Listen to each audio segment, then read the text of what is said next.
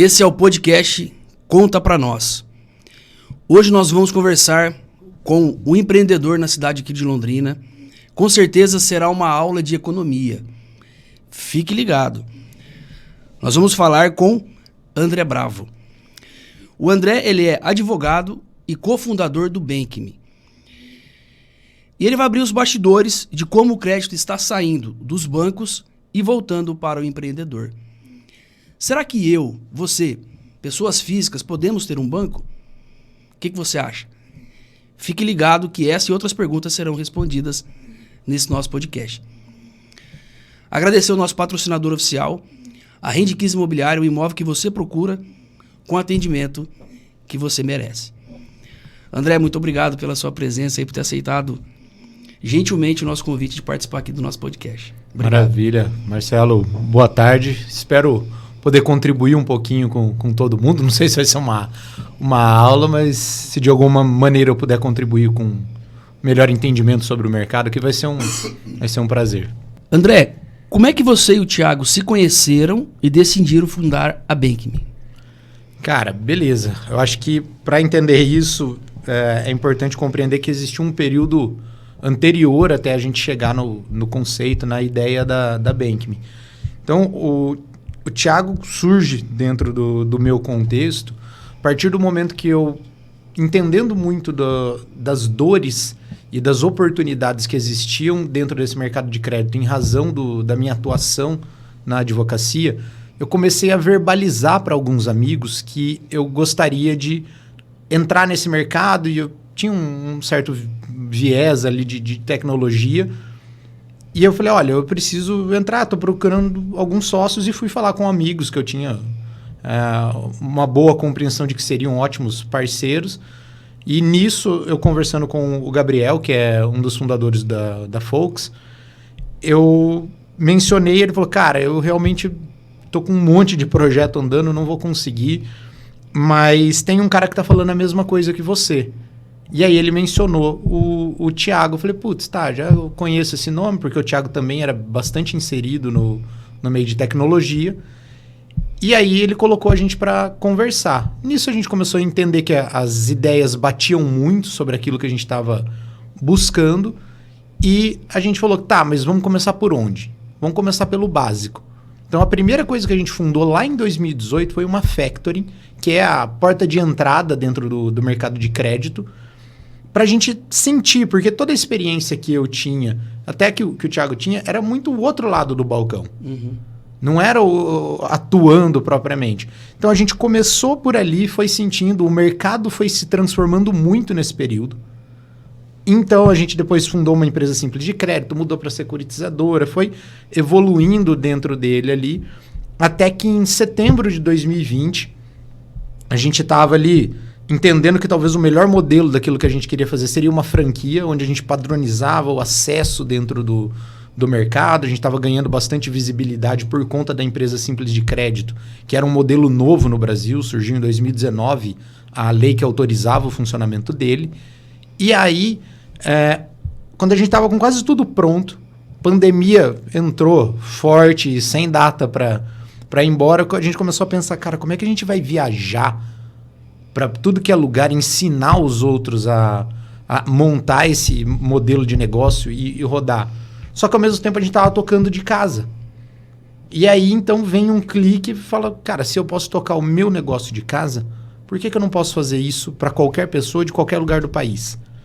E então a partir dali, de fato, surge a Bank.me, quando a gente tem a ideia de ter um modelo tecnológico por meio de uma solução, uma plataforma, onde a gente pudesse prestar todo esse atendimento e não só ensinar as pessoas a fazerem e atuarem dentro desse mercado, como puxar toda a parte mais difícil, mais burocrática e falar, deixa que a gente resolve isso para você. Vai cuidar do que mais importa dentro do mercado, que é relacionamento comercial. Uhum. E aí, então, começa a surgir a ideia da Bank.me, e lógico que ela vem se maturando muito ao longo desses últimos quase 5 anos.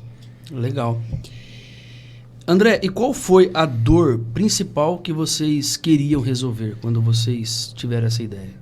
Marcelo, bem legal essa pergunta, porque se você parar para pensar há 15 anos atrás, muito do mercado de crédito era representado, muito que eu quero dizer é assim, 97% do crédito disponível no mercado, principalmente para o público empresarial, ele vinha de 5 bancos, os grandes bancões. Uhum.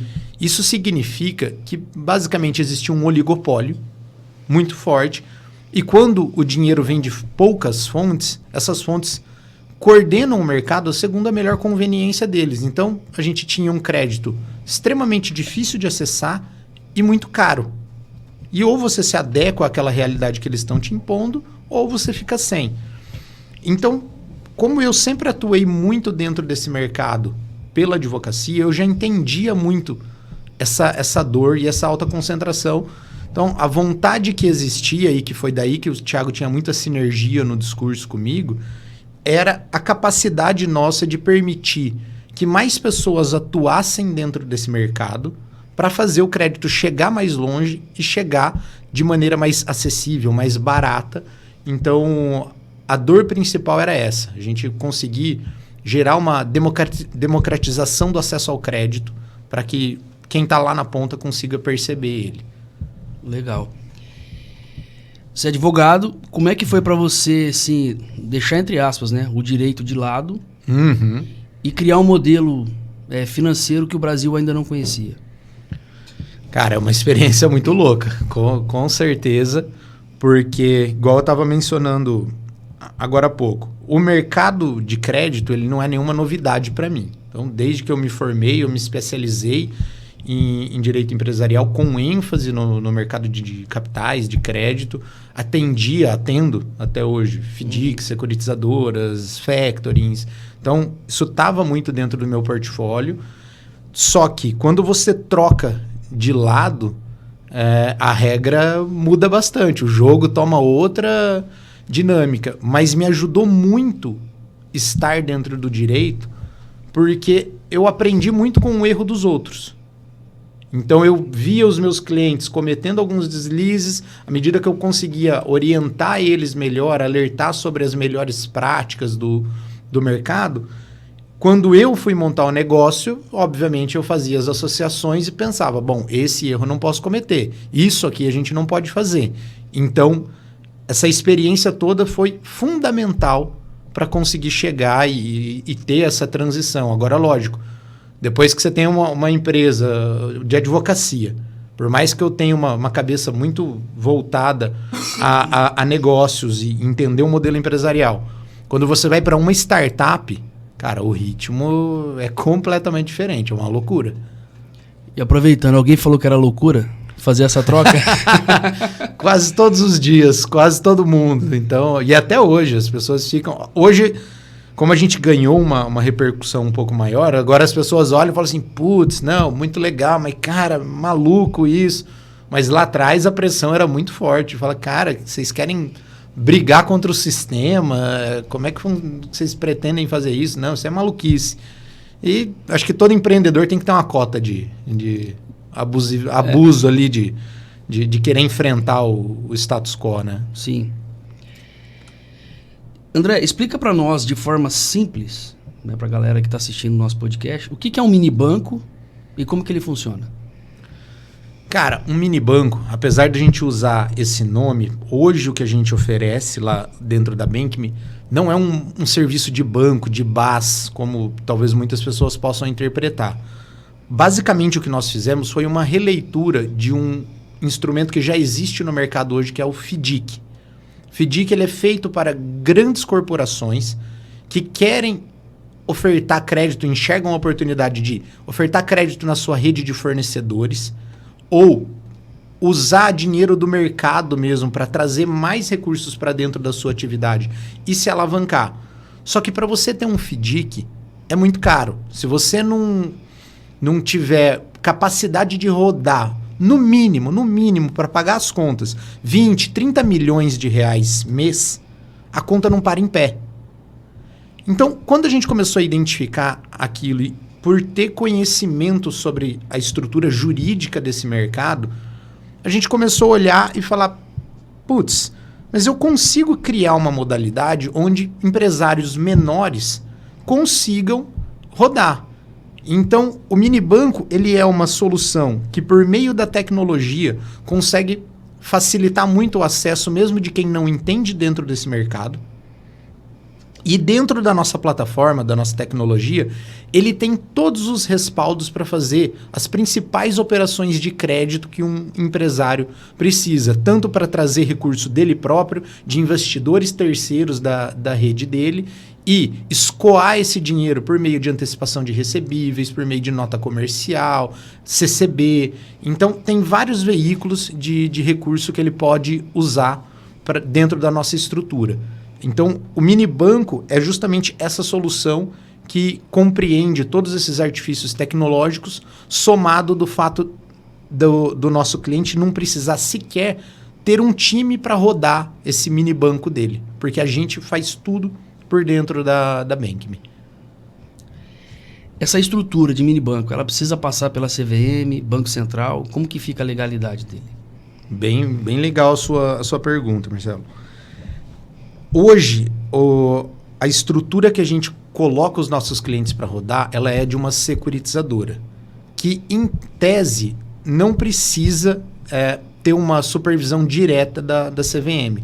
Mas a BankMe, sempre buscando ter uma transparência máxima com os clientes, mostrando toda a segurança, a confiabilidade daquilo que a gente oferece, a BankMe, então, entrou dentro da regulação da CVM, que é a Instrução Normativa 60, e nós também estamos em processo de homologação dentro da Anbima para obter os selos de adesão aos códigos Anbima, que aí é basicamente toda a segurança que o mercado, no geral, pede para que não existam dúvidas sobre toda a transparência e regularidade do processo. Então, a gente segue muito fielmente a todas essas disposições, apesar da gente não estar subordinado à gestão do Bacen diretamente. A gente também faz toda a observação. A gente, imagina, eu advogado, pregando compliance e cumprimento regulatório a todos os meus clientes desse mercado.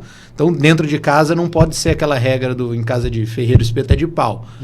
Então, dentro de casa eu sempre me preocupei muito com toda a regra de compliance, prevenção, lavagem de dinheiro, todas as modalidades que asseguram que tudo ali dentro roda com perfeita consonância às disposições de CVM, Bacen, Conselho Monetário Nacional. André, o que vem a ser uma securitizadora?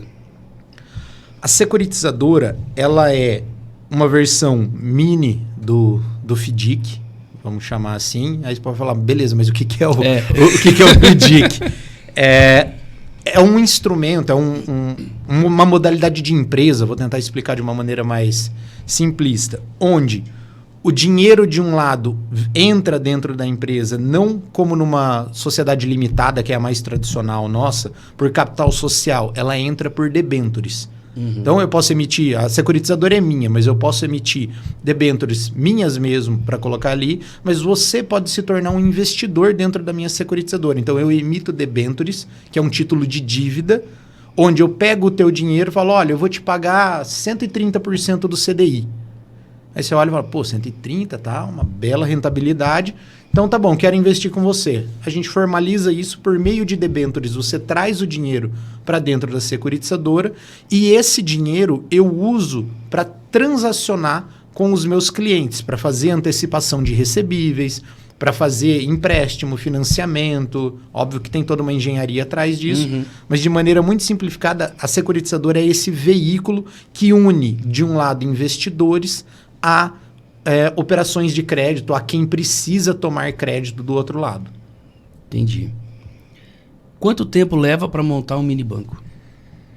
Olha, essa é a parte mais legal dentro do modelo que a gente criou. Quando a gente foi criar a nossa primeira securitizadora lá atrás, e isso que eu já tinha boa parte do caminho das pedras, primeiro que você não acha profissionais muito habilitados fácil, sobretudo quando a gente está falando de interior, etc. Você não acha gente que entenda amplamente desse modelo de negócio. Não estamos falando de uma empresa limitada, uma SA com regramento próprio. Então, a gente levou, correndo muito, quase 120 dias para colocar, entre a gente decidir abrir e ter a primeira operação rodando. Hoje, com o modelo de negócio da Bankme, da forma como a gente oferece essa solução para os nossos clientes, em 3 dias eu te boto para rodar. Se precisar correr muito, no mesmo dia a gente consegue. Rapaz. Mas em via de regra, o que a gente promete para os clientes são 3 dias, eu estruturo, faço todo o setup, te dou um treinamento básico inicial da nossa plataforma, como você usa, e você está apto para fazer a operação. Quem pode ter um mini banco? Olha, literalmente hoje, qualquer pessoa pode. Eu acho que grande parte do que a gente traz como visão de negócio é justamente tornar a oferta de crédito tão simples e acessível quanto qualquer outro modelo de empreendedorismo.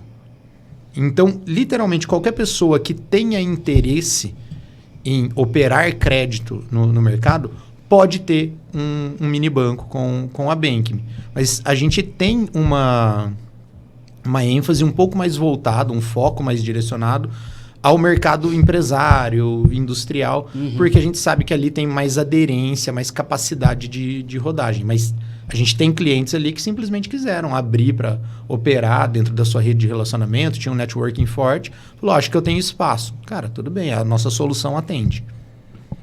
Show de bola.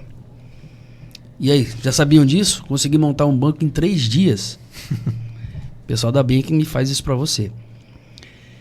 André, como que o jurídico se tornou uma fonte, né, uma ponte para o crédito estruturado?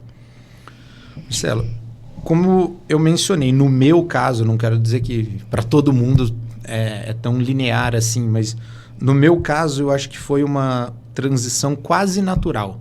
Porque como desde os meus primeiros anos de advocacia, e o cabelo está ficando branco, já não são poucos, sempre eu estive muito relacionado.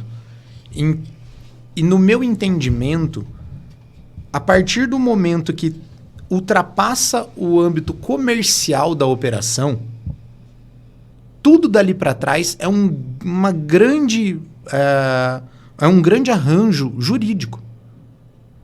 Porque a hora que eu apertei a tua mão e falei, olha, vamos fazer essa operação de crédito, toda a parte de análise de crédito passa por ter uma política de crédito bem construída. O jurídico entra muito nisso. Quando você vai fazer o contrato da operação, o jurídico tem que estar cuidando muito disso. Se der um problema em termos de inadimplemento, você precisa ter alguém cuidando da cobrança. Se a gente estiver falando de uma operação estruturada envolvendo um imóvel em garantia e com alienação fiduciária, etc., eu preciso ter um jurídico amarrando muito bem isso. Então, para mim, da porta para dentro, 90% da operação ela é jurídica, em algum nível. Então, o jurídico, para mim, é peça fundamental. Posso ser meio suspeito na posição aqui, mas você também é advogado, que eu sei, e talvez entenda com bastante clareza como é importante. E no mercado financeiro, não é só nessa área, porque o mercado financeiro ele é muito amplo. Mas o mercado financeiro inteiro é sobre regulatório, cumprir, que é justamente o porquê, na minha visão, tão poucos empresários se aventuram dentro desse mercado. Porque todo mundo que olha acha tão pesado, tão burocrático, tão complexo, que nem se aventura a entrar dentro desse jogo. Né? André, que tipo de empresa, né, ou até pessoa física, pode se beneficiar dessa estrutura que a Bankme montou? Olha, embora a gente atenda qualquer perfil de pessoa que queira operar, porque qualquer pessoa ali que tenha disponibilidade de rodar 1 milhão de capital seu próprio, essa operação ela já para em pé e é muito lucrativa. E daí por que eu faço aquela comparação com o FDIC? Pô, entre você ter 20, 30 milhões de capacidade de rodagem, mesmo que o dinheiro não seja todo seu, mas você ter volume para rodar isso, e você rodar existe um mar de pessoas não assistidas aqui que a Bankme começou a dar a oportunidade de estar nesse mercado. Então, qualquer pessoa, mas de maneira mais específica, o produto da Bankme ele é direcionado para empresas e empresários que têm ali um faturamento entre 50 e 500 milhões ano. Geralmente a gente está falando com um perfil indústria, distribuidores, e que eles enxergam dentro do seu ecossistema a possibilidade de ofertar crédito. Então, seja para fazer crédito para os seus fornecedores, isso entra como estratégia de alongamento do fluxo de caixa, ou então para ele usar desse veículo, desse mini banco dele, para trazer dinheiro de investidores terceiros da sua rede de relacionamento, além de trazer o dele próprio, e com isso ele conseguir alavancar o caixa da própria empresa. Ou até mesmo, a gente tem bastante cliente que usa ele como estratégia de otimização tributária também dos seus ganhos. Então, são vários os perfis que se encaixam, mas geralmente falando com um empresário na casa dos 50, 500 milhões de faturamento ano. Uhum. Esse é o capital mínimo necessário para começar? Não, quando eu falo dos 50, 500 é o faturamento que ele tem na atividade dele. Para começar, o cliente ele pode começar com qualquer valor, só que se for para ele ficar rodando 300, 400 mil reais, ele vai estar pagando todos os custos de existência dessa estrutura financeira dele, não vai ter grande rentabilidade. Então, para em pé com esse valor, dá para o cara começar, mas não pode ser todo o potencial dele de operação. A partir de 1 milhão que ele coloca para rodar, isso começa a ficar mais interessante e hoje a gente tem lá dentro gente rodando 10, 15, 20, 25 milhões. Aí você está falando de um jogo bem mais legal, bem mais sofisticado, que a rentabilidade desse cara está sendo muito, muito alta. Entendi. Qual que é o risco, André, para o investidor e para o operador nessa operação? Bom, quando você fala operador, eu vou entender que é o próprio dono do mini banco. O investidor pode ser o terceiro que traz recurso. Para você falar de risco, eu acho que é bem interessante a gente fazer uma análise comparativa ao que a gente tem no mercado hoje. O investidor que está com um pouco de recurso em mãos e deseja investir em alguma coisa, ou ele vai para uma renda fixa que rende muito pouco, ou ele vai tentar entrar em investimentos um pouco mais arrojados em troca de uma rentabilidade melhor. E aí você vai investir num fundo de investimentos em geral, você vai investir na bolsa de valores. E o que acontece? Você fica sujeito a uma volatilidade que você não tem ingerência nenhuma sobre aquilo e nem capacidade de mínima interferência. Putz, comprei ação da Petrobras. Aí amanhã sai uma notícia que você não estava sabendo de nada, do balanço, pum, despenca. No outro dia sobe. E você fica brincando de cassino naquelas ações.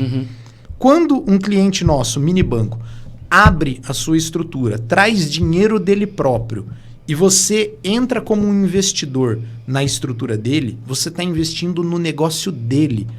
Geralmente esse investidor que a gente está falando é alguém próximo da rede de relacionamento dele, amigos, parceiros de negócio, familiares. Então eu sei que eu estou investindo na sua empresa, eu confio na tua empresa, na sua história e eu sei que você não vai sumir, não vai dar um uso indevido do meu dinheiro. Então o risco é muito pequeno por conta dessa proximidade, dessa capacidade de acompanhamento que você tem. Para o operador, aí vai depender muito do tipo de operação que ele está fazendo.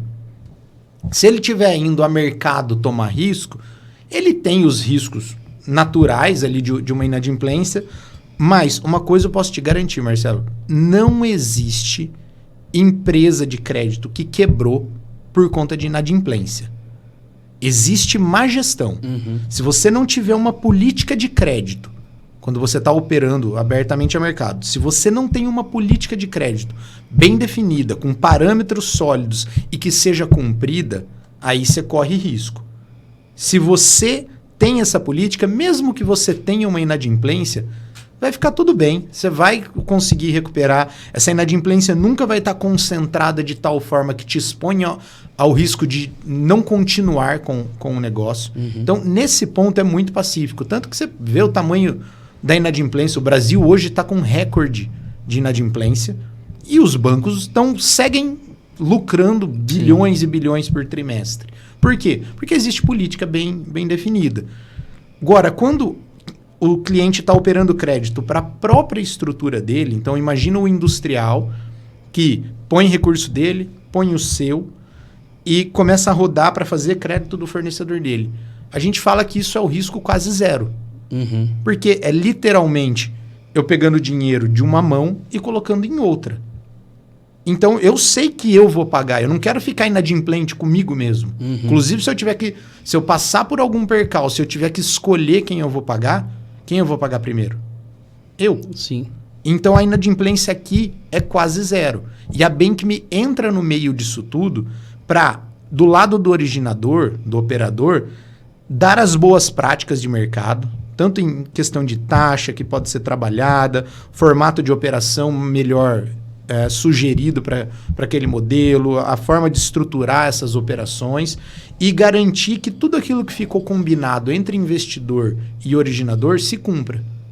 Então, daquilo que eles colocarem no contrato, proporção. Então, você bota dinheiro lá. Aí vem o investidor e coloca.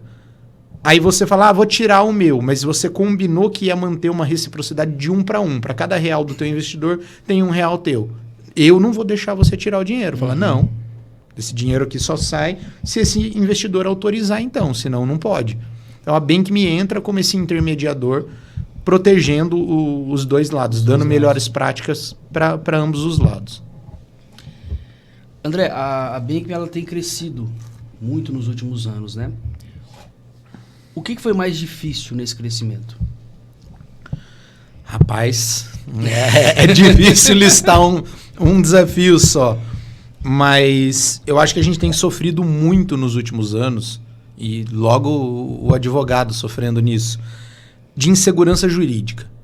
Porque o Brasil vem passando por tantas transformações e você tem mudanças de governo com ideias diferentes. Então, ora o mercado se abre muito, ora o mercado se fecha. E aí você tem mudanças regulatórias muito fortes. E isso acaba assustando, tendo que fazer você ajustar a rota daquilo que você está construindo, para que você não fique exposto, para que os seus clientes não fiquem expostos. Então, existe uma instabilidade grande. Eu acho que, ao longo desses quase 5 anos que a Bank.me tem, esse tem sido o maior desafio. Ora, todo favorecimento para o mercado, ora corta, quer mudar, quer engessar, os órgãos reguladores querem apertar mais para talvez não dar tanto espaço para essas fintechs. Infelizmente, você vê também gente usando disso para criar instrumentos ilegais, usando para finalidades ilegais. Então aí fecha o cerco, mas quem está trabalhando de boa fé fica muito sujeito a entender para que lado está ventando agora. E isso é muito ruim no Brasil. Qual foi o erro que mais te ensinou até aqui? Cara, muito bom isso. E isso acho que vale para todo empreendedor, porque eu vejo que se aplica em qualquer dos negócios. Assim, a gente tem 2 antagônicos aqui, uma advocacia, uma startup. E para mim vale do mesmo jeito. A gente tem que ter muita velocidade. Eu sou um cara que gosta de imprimir muita velocidade nas coisas. Mas quando eu olho um pouco para trás, eu vejo que a pressa e a impaciência, quando elas não estão bem calibradas, elas te impedem de chegar em ótimos resultados. Então, esse é um erro que eu vejo que por algumas vezes a gente cometeu e que talvez hoje eu faria diferente. Hoje nós estamos numa vertente diferente. Não muda a minha pressa e a velocidade. A gente brinca que a gente tem um otimismo impaciente. Porque eu sei que o futuro é legal, eu sei que o futuro é bom e eu quero chegar rápido lá. Só que a gente também aprendeu que o rápido, ele passa por um processo de transformação onde eu tenho que entender muito bem o que a gente precisa fazer para chegar lá com consistência. Não adianta chegar de qualquer jeito. Então, eu acho que, olhando para trás, esse talvez tenha sido um dos grandes aprendizados que eu tive nessa jornada. Legal. É bom ter essa consciência, né? Que daí você consegue ir dosando melhor daqui para frente. Com certeza. Ainda mais para quem... Assim, eu sou acelerado vezes 3, o Thiago é vezes 8. Então, a gente tem que se segurar muito e tem que dar espaço para que o time também fale, calma, porque senão a gente atropela no processo e depois, quando o resultado não está muito bom, aí a gente vai olhar, mas por que não está muito bom? Porque eles atropelaram tudo. Correram demais. Exato. André, que tipo de cliente te surpreendeu por usar bem o modelo de negócio da Bank.me? Marcelo, eu poderia citar alguns, tá? Para ser bem sincero, na parte de indústria, como eu mencionei, distribuidora, tem uns clientes fazendo muita coisa legal lá dentro. Mas eu acho que o case principal que eu poderia citar é de uma empresa do setor agro que eles tinham um grande problema de crescimento porque o agro trabalha com safras. E, nesse caso, eles trabalham com plantação de uva, dependem de muitos fazendeiros que eles dão material genético, eles produzem a uva, eles industrializam tudo isso e exportam. E, inclusive, vendem no mercado nacional também. E aí, como vive-se de safra em safra, o pagamento deles fica muito descasado. Eu tenho que pagar à vista o meu fornecedor, mas eu demoro, imagina, ainda mais num processo de exportação, tem que mandar para fora para depois receber, só paga quando chega lá nesse tipo de comércio. Então eles tinham um descasamento de caixa muito grande. Uhum. E além disso, eles viam o próprio fornecedor deles, o agricultor lá da ponta, muito sensibilizado porque o crédito está difícil, o agro sofreu muito agora no último ano em especial, e eles precisavam achar uma forma de ajudar o cara a continuar em pé para continuar produzindo para ele, para rodar. O que eles fizeram? Vieram, montaram uma estrutura de um mini banco com a gente, colocaram da própria empresa deles lá 8 milhões. Aí eles trouxeram investidores da rede de relacionamento deles ali, muito próximos, que somaram mais 10 milhões de reais. E a Bank, me entendendo, acompanhando a rodagem do negócio deles, foi lá e falou assim, e eu coloco mais 6 em cima disso aqui. Então os caras ficaram com 20 e tantos milhões em operação. Para quê? Porque eles conseguiram equalizar o caixa deles, eles olharam para os fornecedores deles, falaram assim, gente, eu não posso mais pagar à vista. Isso aqui está me sangrando muito, está arrebentando o meu caixa. Eu consigo pagar com 90 dias.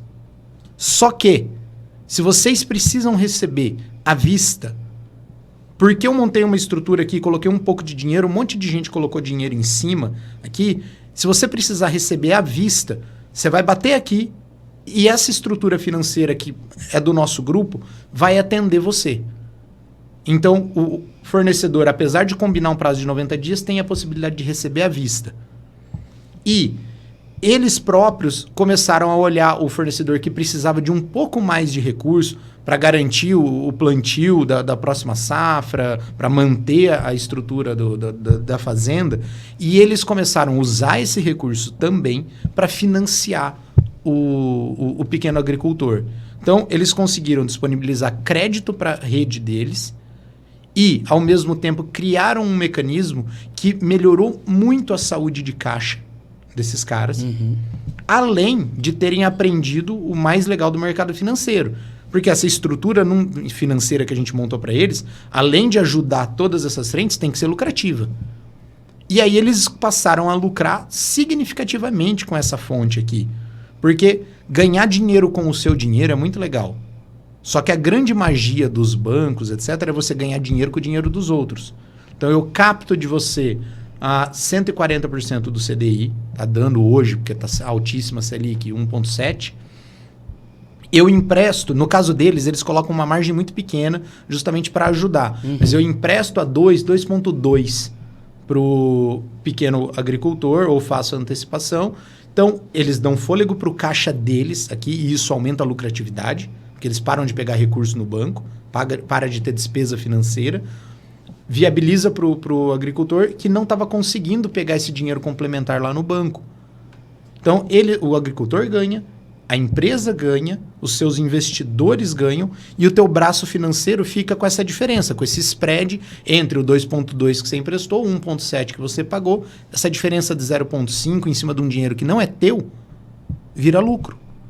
Então, o cara cria um ecossistema muito virtuoso de geração de receita ali. É que eu não posso abrir números, mas assim, esse cliente ganhou muito dinheiro ao longo do último ano. Muito dinheiro. E isso ajudou ele a alavancar ainda mais o negócio dele, ajudou a trazer mais fornecedores, porque quando você tem essa disponibilidade, você consegue atrair mais parceiros para dentro do teu negócio. Então, é tanta frente que seria até injusto olhar só para o lucro do mini banco dele, que foi muito bom, e achar que aquele foi o valor agregado. Que o valor agregado foi em cima de todo o resto também. Então, é um case que eu gosto de citar bastante. Impressionante, hein? Bacana, né? Falei pra vocês que ia ser uma aula, gente. Isso aqui tá... Eu falei errado, não é aula, tá? Isso aqui é um mestrado Louco. de economia. Fique ligado. André, os bancos estão perdendo espaço? Estão, Marcelo. Só que o banco é muito esperto. Então o banco acha outras formas de se encaixar. O banco não vai morrer, fato. Mas o banco está sim perdendo espaço. Eu não posso falhar aqui na vírgula de algum número, tá? Mas quando eu falo daquele modelo de 14, 15 anos atrás, de como era o país, subsidiado por 5 grandes bancos, basicamente, a gente está falando de 94% do crédito destinado a empresas na mão desses grandes bancos. O último dado que eu acompanhei, que é do começo de 2024, porque eles soltam uma certa periodicidade, isso já estava em 67%. Porque no meio desse caminho tem surgido muitas fintechs, muito neobancos. Exemplo, há 14 anos atrás você não tinha Nubank. Era obrigatório, era mandatório ir para uma agência. Hoje os bancos estão se adaptando, estão remodelando, mas é muito mais difícil você virar um navio do tamanho do Itaú do que você pegar uma empresa nova e redirecionar. Sim. Então tem muita fintech surgindo em várias vertentes do mercado de crédito e do mercado financeiro como um todo, que estão sim roubando o espaço dos bancos. Mas eles não vão perder dinheiro, então eles começam a comprar essas empresas, eles começam a injetar recursos nessas empresas e de alguma forma se monetizam. Mas não impede o principal objetivo que tem se materializado no Brasil, que é a disseminação desse recurso cada vez mais. E, apesar de a gente estar num momento de alta da Selic, as taxas de juros caíram significativamente. Há 10 anos atrás, estava tudo bem você falar numa operação de crédito emprestando a 10%. E isso estava longe de ser uma agiotagem, era uma taxa normal. Hoje, pelo menos na realidade em que eu estou inserido aqui, se você falar isso para uma empresa, cara, jamais, tá maluco. Metade disso é caro.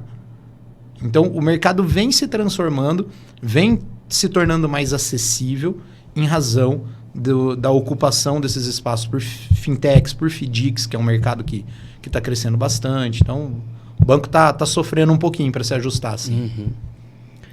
André, você acha que o crédito vai ser cada vez mais pulverizado?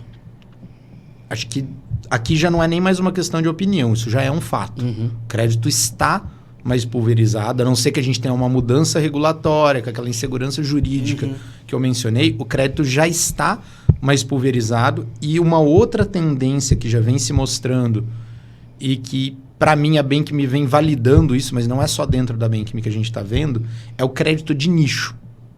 O que é crédito de nicho? Cada vez mais players do mercado de crédito especializados em atender uma vertical, uma indústria.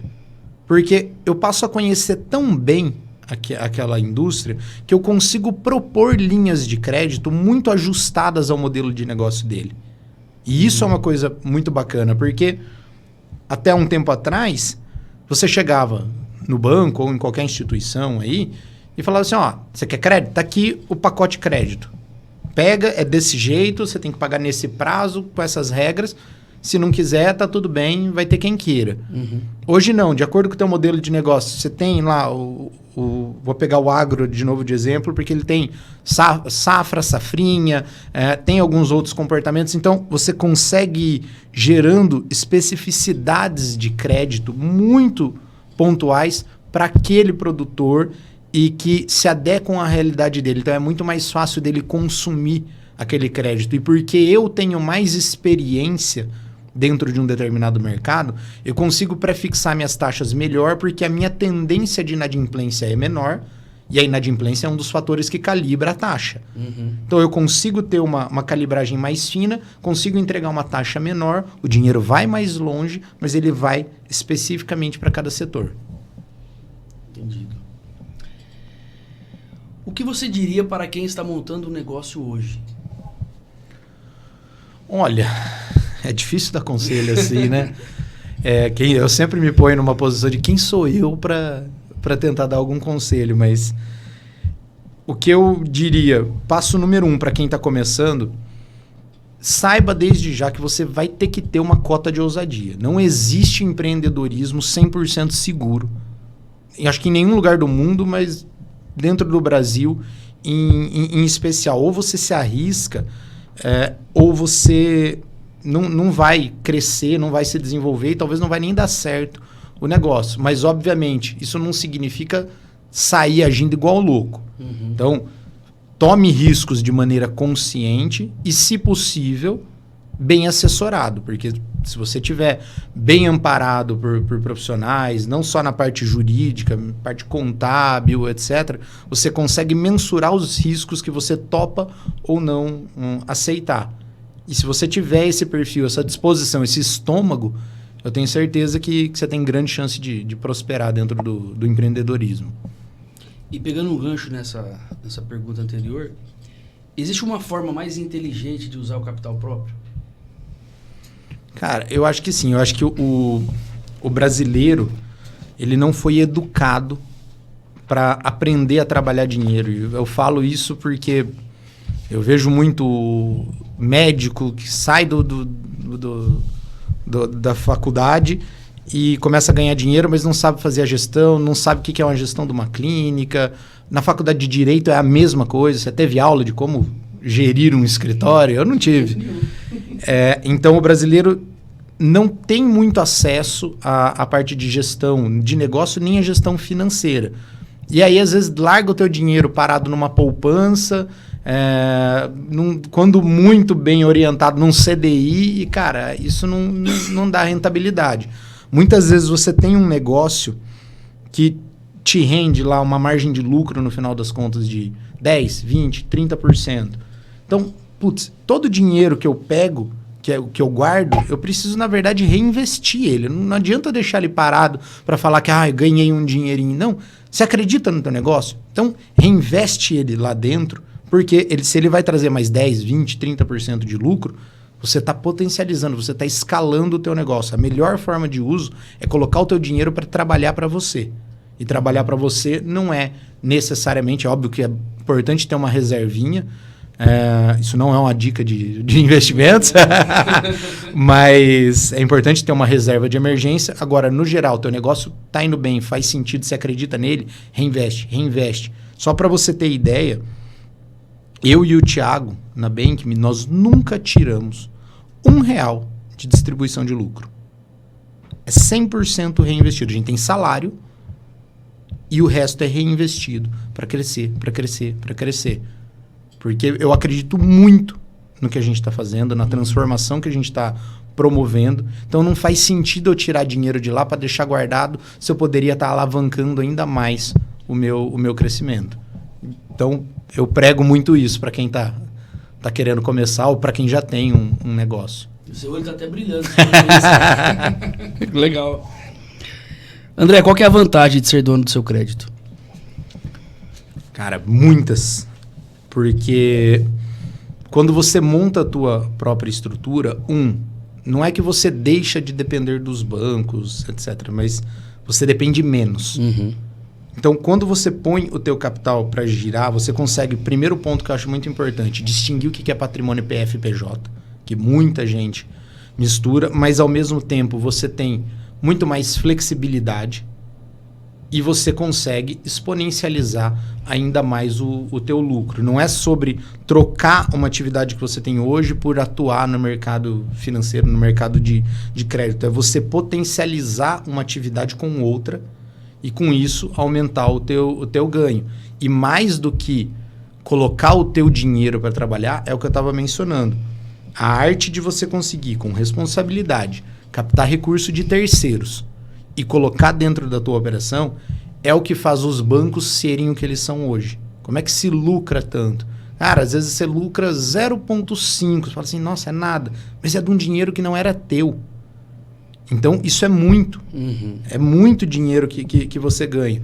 E mesmo quando você pega dinheiro dos outros e é mais caro, se você estiver dentro de um negócio com margens de lucro, como eu mencionei, 10, 20, 30%, imagina que você está pegando um dinheiro a 3%. É caro, mas na realidade da Selic hoje, normal. Só que você tem 20% de margem de lucro. Então, se você pegar um dinheiro a 3% ao mês, você vai ter 17% de lucro. Ainda assim é altamente escalável o teu negócio, ainda assim ele é altamente lucrativo. Então saber trabalhar o teu capital, o capital de terceiros, dentro de uma estrutura que não se mistura com a sua atividade principal a nível de caixa, de governança, etc. Isso é muito positivo, isso te ajuda a crescer demais, você tem bastante flexibilidade, você tem mais autonomia e você otimiza muito a tua operação. Tiago, desculpa, o André, ele falou bastante do Tiago. André, vamos para um ping-pong final aqui. Vixe, que medo. Parece que não, mas a gente já está conversando. É um assunto gostoso de falar, né? Ah, dá para falar umas horas. Dá. André, diga para nós, conta para nós, um erro que virou acerto. Cara, uma padaria que eu já tive, você acredita? Já fui padeiro. Eu digo que, cara, eu me ferrei tanto, não vou usar a palavra agora. Eu não vou falar a palavra correta, mas é porque eu tinha advocacia e eu estava indo muito bem, graças a Deus, mas a advocacia ela é muito ingrata, porque você trabalha, aí você ganha dinheiro só depois. E eu queria ver o dinheiro entrando de alguma forma. Me convidaram para entrar num negócio de uma padaria, super legal, bem posicionada. Aqui em Londrina. O que eu entendia de padaria? Nada. Qual era o tempo que eu tinha para dedicar para a padaria? Nada. Qual que foi o resultado disso? Um desastre. Então eu falo que foi o MBA mais caro que eu paguei na minha vida, mas que eu agradeço ele todos os dias. Porque me ensinou muito sobre, se você não tem tempo para tocar um negócio, não toque. Se você não entende de um negócio, vai entender antes de operacionalizar. Então, o erro que virou acerto para mim foi essa padaria. Olha só. Essa é uma outra história. Qual que é o nome da padaria? Brincadeira. Né? Não existe mais. André, um mentor. Um mentor da vida real, Manuel Gonçalves, que é um cara que inclusive você devia conheço. Trazer aqui, que era fundador da Arbo, hoje virou Superlógica. Tá vendo, Manuel? Eu já falei com você, tá difícil trazer você aqui, ó. Mas... Vem pra cá. O Manuel foi um cara muito importante na trajetória da Bank, me ajudou a gente a economizar alguns caminhos de aprendizado, de erros que ele cometeu para que a gente não cometesse. Então, é um cara que eu sou super grato. Eu sigo o Manuel de longe, rapaz. Eu conheço o Manuel. Gente, conheço de conversar com ele. Agora ele tá como mentor lá no G4, né? Sim, tá chique. Então a agenda dele tá meio complicada, mas Manuel, queremos você aqui, viu? Vai ter que dar certo. Um livro que te moldou. Putz, eu poderia citar uma meia dúzia, mas assim, eu sempre gostei muito de dar valor para as pessoas, entendi a importância de pessoas, se você cuidar delas, elas vão cuidar do teu negócio. E um livro muito legal é o Comece pelo Porquê, do Simon Sinek. Eu sou um fã muito grande dele. Sensacional esse livro. E ele te ensina sobre o porquê das coisas, porque as pessoas não vão trabalhar motivado, inclusive você, se você não tiver um porquê, você não tem motivação para sair da cama, é sempre uma obrigação, tem que trabalhar porque eu tenho conta para pagar. Mas quando você tem um propósito bem definido, você tem motivação. E quando você explica o porquê para as pessoas, elas também se motivam e se engajam. Então, acho que é uma lição para todo mundo que vai trabalhar com gestão de pessoas, que vai ser sempre um grande desafio. Esse livro é um bom manual para deixar do lado da cama. Show de bola. André, se você não fosse montar uma fintech, o que você estaria construindo? Não é a padaria. Não mais uma padaria, por favor. Não sei, como a advocacia vai muito bem, eu acho que uma banda de rock profissional, tendo mais tempo para disponibilizar nisso. Hoje eu descobri que além de empresário, né, de empreendedor, você é músico, já foi padeiro. Já fui padeiro. Legal. Tem que atirar para todo lado, né? André, uma frase que representa a Bank.me. Que representa a Bank.me. Eu acho que é uma frase nossa mesmo, que a gente carrega bastante lá dentro, que é tornar o crédito, de fato, tão acessível e tão simples como qualquer outra forma de empreendedorismo. Porque esse é o nosso grande objetivo. Hoje é um negócio muito nebuloso ainda, apesar de ter melhorado o ingresso no mercado financeiro, no mercado de crédito. Então, se a gente conseguir cumprir esse objetivo de transformar esse acesso muito simplificado, muito facilitado, uma experiência leve que qualquer pessoa que pense em empreender, abrindo uma franquia de uma loja de chocolate ou um negócio financeiro e a dificuldade seja a mesma, eu acho que o nosso propósito tá cumprido. Então, essa é uma frase que me motiva muito. E agora, André, fala uma mensagem final aí pra galera que nos ouviu até aqui. Olha, falando com empreendedores, eu acho que a principal mensagem é: se arrisque, acredite, não deixe que porque as pessoas falam que o que você está pensando fazer é loucura, porque se você está pensando em algo maluco é porque provavelmente você está fugindo do padrão e talvez você esteja de fato no caminho de proporcionar uma revolução, uma transformação no mercado. Então, acredite nos teus objetivos, mensure os riscos, mas siga em frente porque vai dar certo. Poxa, André, brigadão, viu? Valeu. Obrigado mesmo. Tamo junto. Show de bola. Esse bate-papo aqui, eu falei pra vocês, né, que ia ser uma aula de poder financeiro. De fato, foi isso mesmo. Foi uma aula magna sobre um pouco do que é o mercado financeiro, com os seus acertos, suas dificuldades, seus riscos. Mas eu tenho certeza que você que vai assistir esse podcast vai tirar lições valiosas para você aplicar no seu negócio. Se você está pensando em empreender e está com aquele medinho, não tenha medo, né? Todos os grandes empreendedores, todas as pessoas que realizaram alguma coisa na vida, ela saiu da inércia e foi agir, foi fazer alguma coisa. Então, se você tem esse objetivo, não desista, siga em frente. Esse foi mais um episódio do podcast Conta Pra Nós. Agradecer mais uma vez o nosso patrocinador oficial, a Rende Keys, o imóvel que você procura com o atendimento que você merece. Até a próxima, galera. Tchau!